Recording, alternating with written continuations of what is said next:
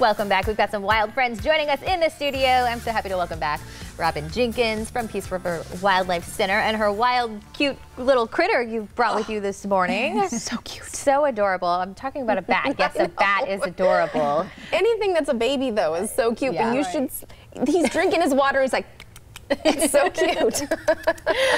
So you said he's actually on formula, right? Why does he have to be hand-fed, and how did you guys end up with him? Well, he's a baby. He and his brother were found.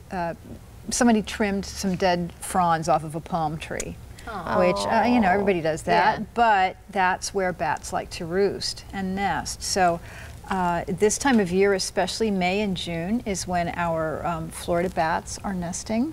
And if at all possible, please just leave those things alone for a little while. I know. That's what I was going to ask you. If you should happen to do that, and you find them, then you can actually call you guys up and bring them normally to you, if you find a bat on the ground and it doesn't look like it's injured, usually the best thing to do is wearing some thick, heavy leather gloves or even a stick. Pick it up with a stick, put it up as high as you can in the tree, and just let it climb up the tree. And you don't want to touch them, right? You do not want to touch a bat ever, ever, ever. They are a rabies vector species. Fewer than 1% of bats ever get rabies, and normally if they do, they're so tiny.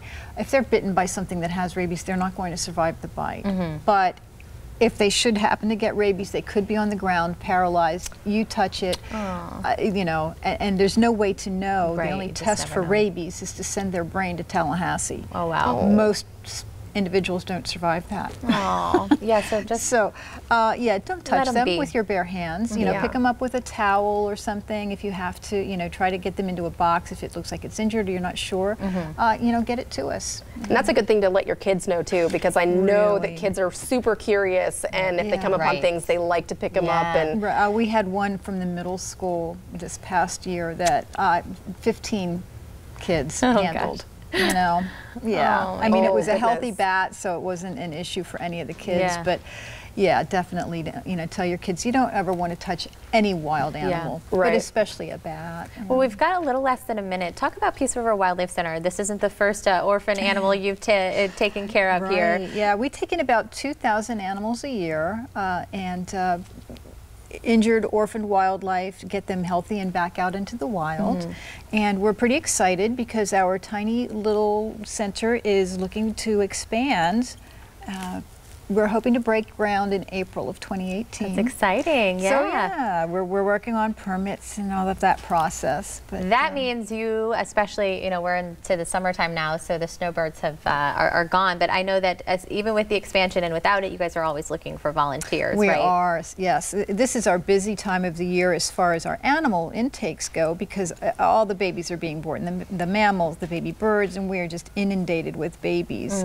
And a lot of our volunteers are snowbirds and aren't around. So can I feed them with a syringe if I volunteer? Yeah, no. If you get your rabies vaccines, and that only costs about $1,000. So sure. You can give love in a lot of other ways, though, Amy. You can feed the baby birds for sure. Okay, good. Yeah, Robin, thank you so much. Great to have you back. Thank you. If you want to learn more about Peace River Wildlife Center or how you can volunteer, be sure to check out their website or just head out to Punta Gorda and see them.